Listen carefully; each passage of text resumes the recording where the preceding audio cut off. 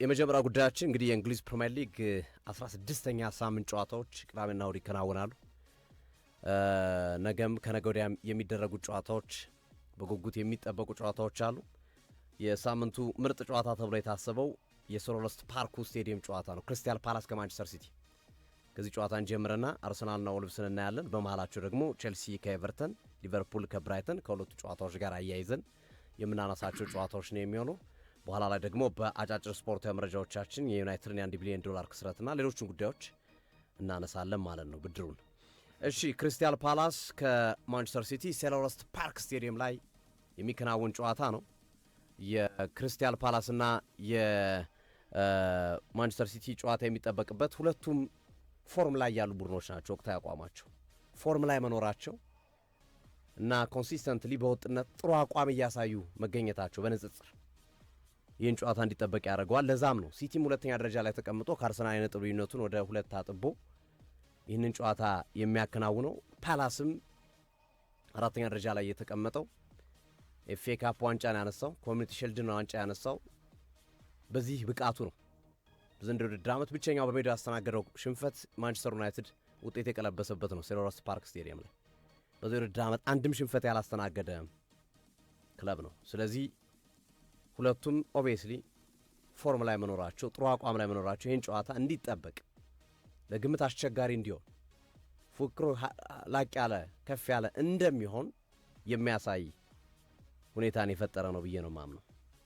ይህንን ጨዋታ ላይ ቤንዚል የሚያርከፈክፍ ወይም ጨዋታው ላይ የሚነደው እሳት ላይ ቤንዚል የሚያርከፈክፍ ሌላም ጉዳይ አለ። የአምናው ኤፍኤ ካፕ የፍጻሜ ጨዋታ አሰልጣኝ ፔፕ ጋርዲዮላ ባዶ እጃቸውን የውድድር ዓመቱን ያጠናቀቁት በክሪስታል ፓላስ ምክንያት ነው። ለፍጻሜ ደርሶ ነበረ በኤፍኤ ካፕ። ብዙዎች ዓለም በሙሉ ጋርዲዮላ ይችን ዋንጫ ያሳካሉ። በተለይ በዛን ወቅት እንደሚታወሱ የኬቨን ድብሩነ ሽኝት ነበር። የድብሩነ ሽኝት ያደበዘዘ ነው ያ ጨዋታ እና ፍጻሜ ከዋንጫው በኋላ ትነስም ትብዛም ዋንጫ ነውና በሚል በዚያ ዋንጫ እንሸኘዋለን ብሎ ነበረ ያሰቡት ወሳኝና ምርጥ ተጫዋቻቸው የነበረው ነው። አሁን በናፖሊ የተጫወተ የሚገኘውን ይቀድሞ አንበላቸውን ማለት ነው። ግን አልሆነም። በዛ ጨዋታ ላይ ኢብሪቼዚ ያስቆጠራት ብቸኛ ጎል ኤፍኤ ካፕ ዋንጫውን ብቻ ሳይሆን ክሪስታል ፓላስ በታሪኩ የመጀመሪያ ዋንጫውን እንዲያሳካ ምክንያቱ ማለት እና ጋርዲዮላ ይህ እንደ ግርሳት የሚያንገበግባቸው አምና ዋንጫውን ሳያነሱ ዋንጫ ሳይኖራቸው የጨረሱበት የውድድር ዓመት ነው። አንድም ዋንጫ ሳይኖራቸው የበቀል ስሜት ሊኖረው ይችላል። በጥንቃቄም ሊገቡበት የሚችሉበት እድል ሰፊ ነው። ቡድኑን ያውቁታል። አሁን ክሪስታል ፓላስ አምና በኤፍኤ ካፕ ፍጻሜ ሲያገኙት እንደነበራቸው አይነት ስሜት ኑሯቸው እንደማያገኙት እረዳለሁ። ምክንያቱም ቡጢው ያረፈብህና ቡጢው ሳያርፍ ሰውን የምትመለከትበት መንገድ የተለያየ ነው። ቡጢው ካረፈ በኋላ ያው የዛም ቡጢ ጥንካሬ ትረዳለህ። ስለዚህ ጋርዲዮላ የክሪስታል ፓላስ ቡጢ ያርፎባቸዋል። ከዛ በፊት ግን ፓላስ እንደ ማንኛውም ቡድን ብራይተን ምናምን እንደምንላቸው ዝም ብሎ አስቶን ቪላ ምናምን እንደምንላቸው የማያስፈራ ቡድን ነበር። ላይክ ማል ሰፋሪ ቡድን ብለን የምናነሳቸው ነበሩ። ስለዚህ አሁን ላይ ግን ጋርዲዮላ ቡድን ሲያገኙ በጥንቃቄ ነው። እሱ ይጠቅማቸዋል ብዬ አስባለሁ። ያለፈው ጨዋታ ሽንፈታቸው፣ ያለፈው ዓመት የኤፍኤ ካፕ ሽንፈታቸው ለዚህ ጨዋታ በጥንቃቄ እንዲገቡ ያደርጋቸዋል ብዬ አስባለሁ።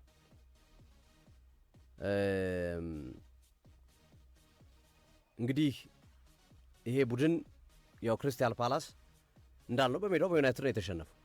ግን ከዛ በኋላም እንደገና ወደ አቋሙም መጥቷል።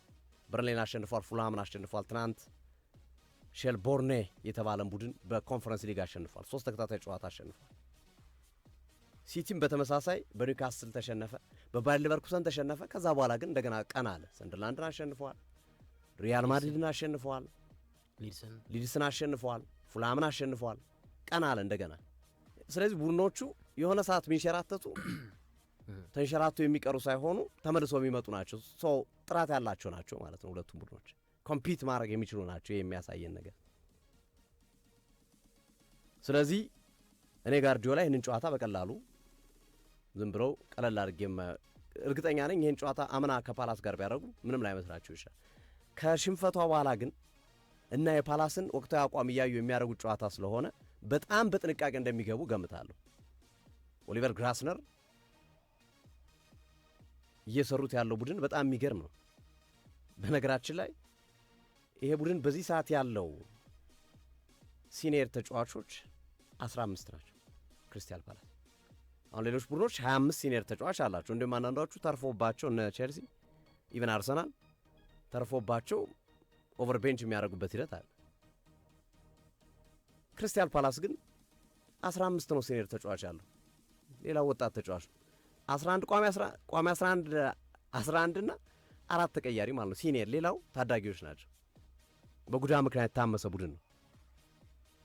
ለምሳሌ ዳንኤል ሙኖዝ ወሳኙ የቀኝ መስመር ተከላካያቸው ከ4 እስከ 8 ሰዓት የሚያርቀው ጉዳት አስተናግዶ ቀዶ ጥገና አድርጓል።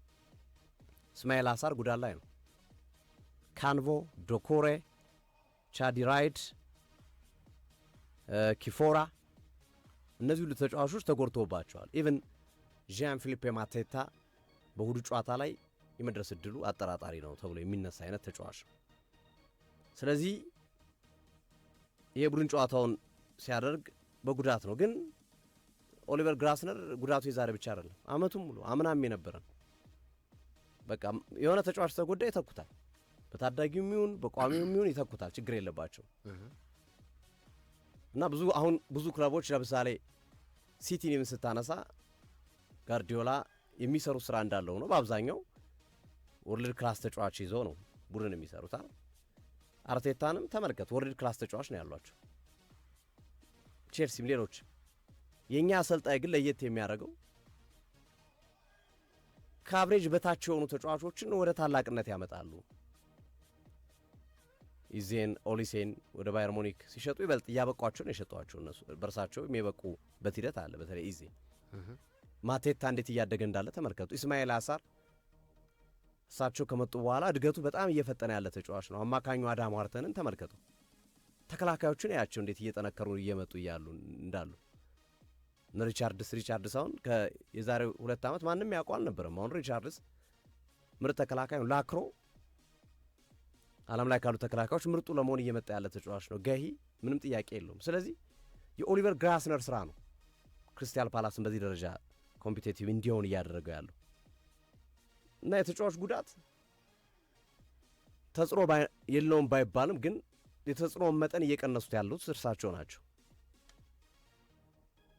ኦሊቨር ግላስነር ናቸው በትልቁ እየቀነሱት ያሉት። ስለዚህ በእሁዱ ጨዋታ ላይም በትልቁ የእርሳቸው ሚና በትልቁ የሚነሳበት ጨዋታ እንደሚሆን የሚጠበቅ ነው የሚሆነው። በሲቲ በኩል ሮድሪ ከ8 ጨዋታ በኋላ ተቀያሪ ወንበር ላይ እንደሚቀመጥ ይጠበቃል። በእሁዱ ጨዋታ ላይ ይሄ ለቡድኑ ዴፕስ የሚሰጠው ጥቅም ከፍተኛ ነው። ኒኮ ጎንዛሌዝ ብቻውን ነው ይጫወት ያለው ዘንድሮ እያገዙት አይደለም። ኮቫችና ጆን ስቶንስ ግን በእሁዱ ጨዋታ ላይ የማይደርሱ ተጫዋቾች ናቸው። ሲቲ ሴልኸርስት ፓርክ ስቴዲየም ላይ ግን በጣም ጠንካራ ቡድን ነው። ላለፉት 10 ዓመታት ሲቲ ሴልኸርስት ፓርክ ስቴዲየም ላይ መጥቶ አልተሸነፈም። ባለፉት 20 ጨዋታዎች ክሪስታል ፓላስና ሲቲ ተገናኝተው ክሪስታል ፓላስ ያሸነፈው 2ቱን ብቻ ነው። 2ቱንም ያሸነፈው ደግሞ በኢታድ ስታዲየም ነው እና ሴልኸርስት ፓርክ ስቴዲየም ሙዝ ልጦ የመብላት ያህል ቀላል ነው ለሲቲ ባለፉት ዓመታቶች ባለፉት ጊዜያቶች ግን በታሪክ አይኖር። አሁን ነገ እሁድ ደግሞ ምን ሊፈጥራል የሚለው የሚጠበቅ ነው። አምና 2-2 ተለያዩ ሴልኸርስት ፓርክ ስቴዲየም ላይ ኢታድ ስቴዲየም ላይ 5-2 ማንቸስተር ሲቲ ያሸነፈበትን ሂደት እናያለን። በአጠቃላይ በታሪክ ፓላስ 18 አሸንፏል፣ ሲቲ 39 አቻ 12 ጊዜ የወጡበትን ታሪክ እናነሳለን።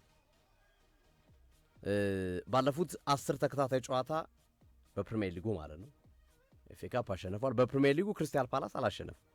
3 አቻ 7 ሽንፈት። በጣም አስገራሚ ግን ይሄ ፊክስቸር ሁለቱም ቡድኖች 2 ጎል የሚያስቆጥሩበት ነው። ባለፉት ተከታታይ 4 ጨዋታዎች ሁለቱም ቡድኖች ቢያንስ 2 ጎል አስቆጥሯል። በ4 ተከታታይ ጨዋታ ማለት ነው 2 ጎል አስቆጥሯልና ጎል የሚቆጠርበት ፊክስቸር ነው። በትንሹ 4 ጎል አለ ማለት ነው በአራቱ ግን ከዛ በላይ ነው የጎሉ መጠን። ለምሳሌ ሲቲ 5-2 አምና ያሸነፈበታል 2-2 ሴሮስ ፓርክ ላይ ይወጡበታል። ግን በአብዛኛው ጎል በጣም ይጨምራል ከአራትም በላይ ነው። በአንድ ጨዋታ ከ4 ጎል በላይ የሚቆጠርበት አይነት ጨዋታ ባለፉት ጊዜያቶች። አሁን ግን ሁለቱም ተከላካዮቻቸው ጠንከር ብሏል። ዶናሩማ ከመጣ ወዲህም ሲቲ በደንብ ጠንከር እያለ ነው። በተመሳሳይ ክሪስታል ፓላስም እንዲሁ ልናነሳ የምንችልበት ሂደት አለ። በጣም በአስገራሚ ሁኔታ ከ6ቱ ያለፉት የፕሪሚየር ሊግ ግንኙነታቸው በ4ቱ ክሪስታል ፓላስ በ10 ደቂቃ ውስጥ ጎል አስቆጥሯል። ሲቲ ላይ ግን አስገራሚው ነገር በአንዱም አላሸነፈ። በ10 ደቂቃ ውስጥ ቀድሞ አስቆጥሮ ማለት ነው። 13 ነጥብ አለው ክሪስታል ፓላስ ነው 26 ነጥብ አለው ክሪስታል ፓላስ። አምና 13 ነጥብ የነበረው በዚህ ሰዓት አምና 13 ነበረ፣ ዘንድሮ እጥፍ 26። የክለቡ አዲስ ክብረ ወሰን ነው እየተመዘገበ ነው ያለው። ለዛውም እንደ ኤዜ ወጥቶ ኦሊሴ ኢዜ ወጥቶበት በዛ ነገር ውስጥ ነው እንኳን ይህንን እየሰራ ያለ ቡድን ነው። በነገራችን ላይ በዘንድሮው የውድድር ዓመት በጣም በአስገራሚ ሁኔታ ከ50% በታች የኳስ ቁጥጥር ኑሮት ካለፈውም ዓመት ጀምሮ ባለፉት 20 ጨዋታዎች 17ቱን አሸንፏል። ከ20 ድሎቹ 17ቱ ከ50% በታች ቦል ፖሴሽን ይዞ ነው ያሸነፈው ክሪስታል ፓላስ። አይገርም? በቃ ማለት የሞሪኒዮን ንግግር ነው የሚያስታውሰው። ይዛችሁ ሲዱ ኳሱን ያሉት ኳሱን ይዘን ተጫወተናል ሲሉ ይዛችሁ ሲዱ ያሉትም ማለት ነውና ክሪስታል ፓላስ ከ50% በታች ነው የኳስ ቁጥጥሩ። ከ20 ጨዋታ 17ቱን አሸንፏል። ጋርዲዮላ ባለፉት 3 ተከታታይ ጨዋታዎች በፕሪሚየር ሊግ 3 እና ከዛ በላይ ጎል አስቆጥሯል። ሊድስ ላይ፣ ፉልሃም ላይ፣ ሰንደርላንድ ላይ፣ ክሪስታል ፓላስ ላይ 3 እና ከዛ በላይ ጎል የሚያስቆጥሩ ከሆነ የጋርዲዮላን ክብረ ወሰን 2004 ላይ የነበራቸውን ክብረ ወሰን ይጋራሉ። ጋርዲዮላ በነገራችን ላይ በአሰልጣኝነት ዘመናቸው ብዙ ጨዋታዎችን ከ3 ጎል እና ከዛ በላይ በማስቆጠር 3ኛው አሰልጣኝ ናቸው። ፈርጉሰን 245 ጨዋታዎች ላይ 3 እና ከዛ በላይ ቡድናቸው ጎል አስቆጥሯል። አርሰን ቪንገር 228 ጎልና ከዛ በላይ አስቆጥረዋል ቡድናቸው። የጋርዲዮላ ቡድን 150 ደርሷል። ከቆዩበት ዓመት አንጻር በጥሩ የሚነሳና ትልቅ ስኬታቸው ነው። ዘንድሮ በነገራችን ላይ በሊጉ በጋርዲዮላ ሲቲ ደረጃ ብዙ ጎል ያስቆጥረ የለም። 35 ጎሎች ያስቆጥሯል። ኤክስጂ ሬታቸውን በአግባቡ የሚጠቀም የፈጠሩትን የጎል አጋጣሚ በአግባቡ በመጠቀም ቁጥር 1 ናቸው። ዶኩና ሪያን ቸርኬን በተመሳሳይ በሊጉ 300 ደቂቃና ከዛ በላይ ከተጫወቱ ተጫዋቾች መካከል ቻንስ ክሬት በማድረግ ቁጥር 1 ላይ የተቀመጡ ተጫዋቾች ናቸው። አንደኛና ሁለተኛ ያሉ ተጫዋቾች ናቸው። ስለዚህ ይሄ ጨዋታ እንግዲህ ከነዚህ ነገሮች አንጻር ከሁለቱም ቡድኖች ጥንካሬ አንጻር በጣም አሪፍ ፍልሚያ እንደምናይ ይጠበቃል። አሁን ክሪስታል ፓላስ ለአርሰናል ብዙ ውለታ ውሏል በዘንድሮው ውድድር ዓመት። አሁን እህት ክለቦች እየሆኑ ነው አይደል አርሰናልና ክሪስታል ፓላስ። ምክንያቱም ኢዜን ሰጣቸው። ኢዜ ከራሳቸው 3 ነጥብ ወሰደ። ከቶተናም 3 ነጥብ በኢዜ ምክንያት አርሰናል ወሰደ። እንደገና ክሪስታል ፓላስ የሊቨርፑልን ቀልብ ገፈው 5 ተከታታይ ጨዋታ ሳይሸነፍ የተጓዘውን ቡድን ያውን በሄሊንድ ውጤቱ በኤዲ ንክታ ጎል አማካይነት አስቆጥረው ውለታ የበዛበት ቡድን ነው ለአርሰናል እና ያንን ውለታ ያስቀጥላል ወይ ነው ቀጣዩ ጥያቄ። በእሁዱ ጨዋታ ያንን ውለታ የሚያስቀጥል ከሆነ እንዳልኩት በቃ ከዚህ በኋላ እህት ክለቦች ናቸው ሊባሉ የሚችሉት እንጂ ተቃራኒ ወይም የፕሪሚየር ሊጉ ተፎካካሪ ክለቦች ሊባሉ አይችሉም ክሪስታል ፓላስ እና አርሰናል። ስለዚህ ፓላስ አሁንም ለአርሰናል ውለታውን ይቀጥላል የሚለው ይጠበቃል በዚህ ጨዋታ ላይ። በእርግጥ አርሰናል ወልብስን ገጥሞ ነው የሚያገኘው። 5 አስፍቶት ሊቆይ ይችላል። እግር ኳስ ነው፣ ምንም አናቅም። ደግሞ አርሰናል አቻ ከወጣ ከተሸነፈ ደግሞ ሲቲ የሊጉ መሪነት የሚረከብበት እድል ይኖራል። ዝሮ ግን ፓላስ ከሲቲ በጣም ወሳኝ ጨዋታ ነው። ግን ፓላስ አሁን ለእንትና ለከሌ ብሎ የሚጫወተው ጨዋታ አይደለም። የሚወዱ ጨዋታ እውነት ለመናገር ለራሱ ብሎ የሚጫወተው ነው። ምክንያቱም 4ኛ ደረጃ ላይ ነው ያለው። ጨዋታውን ካሸነፈ 4ኛ ደረጃነቱን ያስቀጥላል። ነጥቡን ወደ 29 ያሰፋል። ከመሪው አርሰናል ጋር ያለው የነጥብ ልዩነት ሊያጠብ የሚችልበት እድል እንዳለ ሆኖ ግን አራተኛ ደረጃ ላይ የሚነቀንቀው የለም። ለሲቲም ለሶስተኛ ደረጃ ለአስቶን ቪላ በሚቀርብበትና ቶፕ ፎርን ይበልጥ ተጨባጭ ማድረግ የሚችልበት እድል ከመኖሩ ጋር ተያይዞ እንግዲህ ለራሱ ሲል የሚጫወተው ጨዋታ ነው። እውነን ለመናገር ያው እነዛን ፋክቶችን ያነሳዋቸው ጀስት ለጨዋታው ቅመም ለመጨመር ነው እንጂ ፓላስ ለራሱ ሲል ነው የሚጫወቱ የሁሉን ጨዋታ። በጣም አሪፍ ፍልሚያ ለእኔ ፓላስ ከሲቲን በደንብ ቆንጆ ጨዋታ ቆንጆ ፍልሚያ የምናይበት አጓጊ ጨዋታ ነው ብዬ ነው የማስበው። ኦሊቨር ግላስነርም አሁንም ለእንግሊዝ ፕሪሚየር ሊግ ክለቦች ጠንካራ መልእክታቸውን የሚልኩበት ሊሆን ይችላል። አሊያም ደግሞ ጋርዲዮላ በማሸነፍ ከማድሪድ ጨዋታ በኋላ እንዳሉት ተጫዋቾች ካልተጎዱብን ይሄ ቡድን እመኑኝ ሁሉንም ዋንጫ የማንሳት አቅም አለው እንዳሉት ያንን ሊያሳዩበትና ፍንጭ ምልክት የሚሰጡበት ፍልሚያ ሊሆን ይችላል ብዬ አስባለሁ። አሉት እና ሶፊ ልክ ነው። አብዛኞቹ ነጥቦች ተነስተዋል። በአንተ የኮንፈረንስ ሊግ ትናንትና ጨዋታውን አድርጎ ነው የመጣው ፓላስ ማች ሪከቨሪ ታይም ስለማግኘቱ ያው ጥያቄ ይነሳበታል። አሁን አርቴታ ባለፈው ከቼልሲ ጋር ነጥብ ሲጥሉ የአንድ ቀን የ24 ሰዓት ለውጥ ነበረን በቼልሲው ጨዋታ ቼልሲ ባርሴሎናን ሲገጥምና አርሰናል ባየር ሙኒክን በገጠመበት ጨዋታ ማለት ነው። እና ይሄኛው ምናልባት ለኦሊቨር ግላስነር ቡድን እንደ ሳይድ ኢፌክት ይሆናል ብዬ አስባለሁ። ግን ቢሆንም በትናንቱ ጨዋታ ላይ 3-0 ድል ባደረጉበት መርሃ ግብር ላይ ዋና ዋና ተጫዋቾቻቸውን ልክ ከረፍት ላይ ነው ቀይሮ ያስወጡት። ለምሳሌ አዳም ዋርተንን ከረፍት ነው ያስመለሱት። ካማዳን ከረፍት ነው ያስመለሱት። ከዛ በተጨማሪ የኤርሚ ፒኖን በተመሳሳይ ከረፍት በኋላ አልተመለከትናቸውም። እነዚህን ተጫዋቾች ኤዲን ኒኬታን 67ኛው ደቂቃ ላይ ቀይረዋል። ስለዚህ ለተጫዋቾቻቸው ረፍት ለመስጠት ሙከራ አድርገዋል። ኦሊቨር ግላስነር ባይዘይ በጣም አሪፍ ቲም ነው። ክሪስታል ፓላስ ጥሩ ቡድን በፕሪሚየር ሊጉ ከአርሰናል ቀጥሎ ጥቂት ጎል የተቆጠረበት ክለብ ነው። 12 ጎሎችን ነው ኮንሰንድ ያደረገው። ከአርሰናል ቀጥሎ ጥቂት ጎል ያስተናገደው ቡድን ክሪስታል ፓላስ ነው፣ ሲቲም አይደል። ጥሩ ፉክክር የምናይበት መርሃ ግብር ይሆናል ብዬ አስባለሁ። ግን ፔፕ ጋርዲዮላ የሰጡትን ሀሳብ ደግሞ ሙሉ በሙሉ እስማማበታለሁ።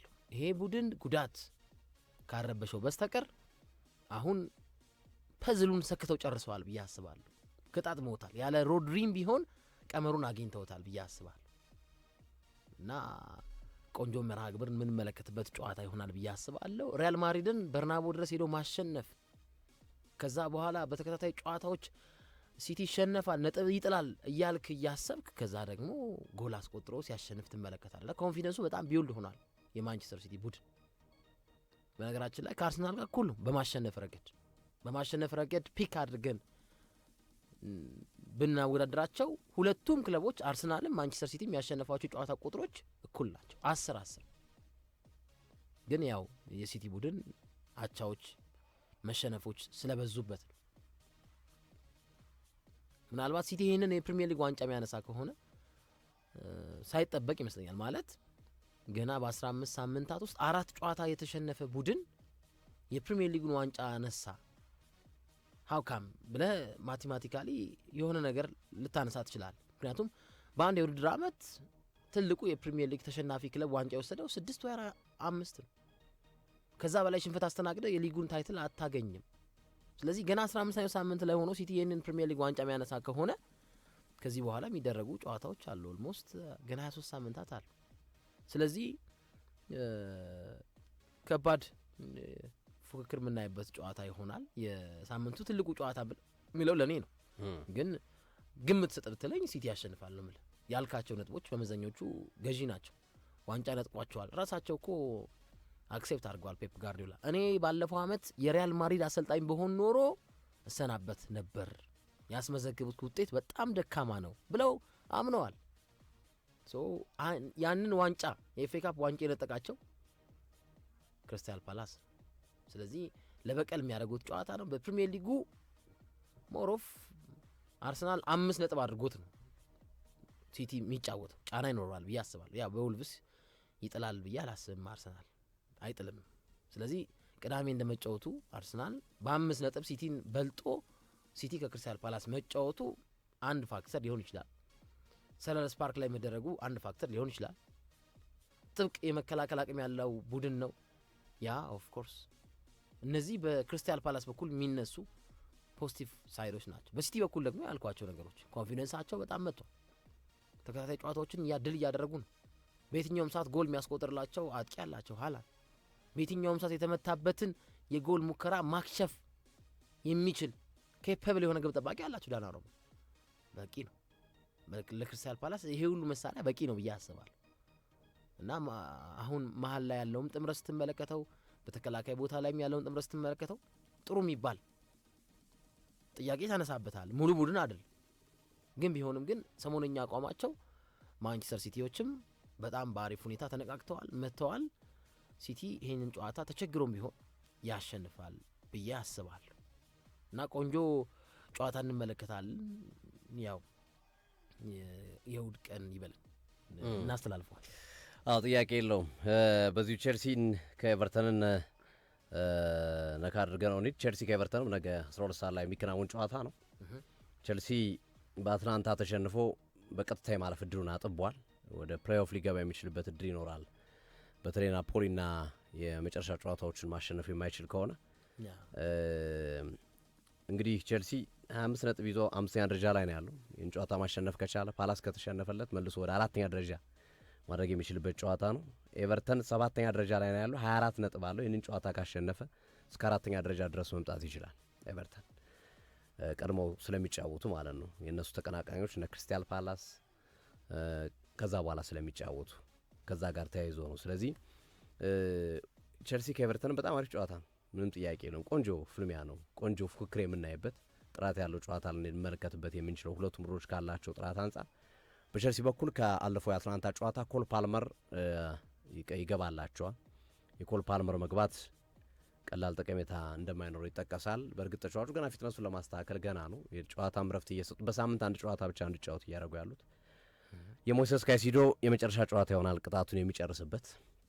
አንዱ ለቼልሲ መውረድ የካይሲዶ አለመኖር በትልቁ የሚነሳ ነው። ስለዚህ ካይሲዶ የመጨረሻ ቅጣቱን ነው፣ 3ኛ ቅጣቱን በዚህ ጨዋታ ላይ የሚያከናውነው። ስታንፎርድ ብሪጅ ላይ የሚከናወን ጨዋታ ነው የሚሆነው።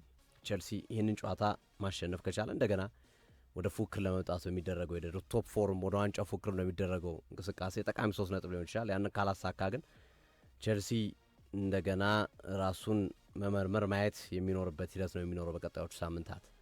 በዚህ አካሄድ አደጋ ውስጥ ሊገባ ስለሚችል ማለት በነ ሊድስ እየተሸነፍክ አሁን በነ ኤቨርተን ሽንፈት የምታስተናግድ ከሆነና መሰል ችግሮች የሚገጥሙ ከሆነ ቶፕ ፎርን ማሰብ አስቸጋሪ ነው የሚሆነው፣ ህልም ነው የሚሆንብህና እሱ ላይ ማስተካከል ይኖርባቸዋል። እሱን ጨዋታ ነገ በቀጥታ ስርጭት ቀን ላይ የምናስተላልፍላችሁ መሆኑን ለመግለጽ ነው። ዳልን 12 ሰዓት ላይ ቼልሲ ከኤቨርተን፣ የክሪስታል ፓላስና የማንቸስተር ሲቲ እሁድ የሚከናወን ጨዋታ ነው።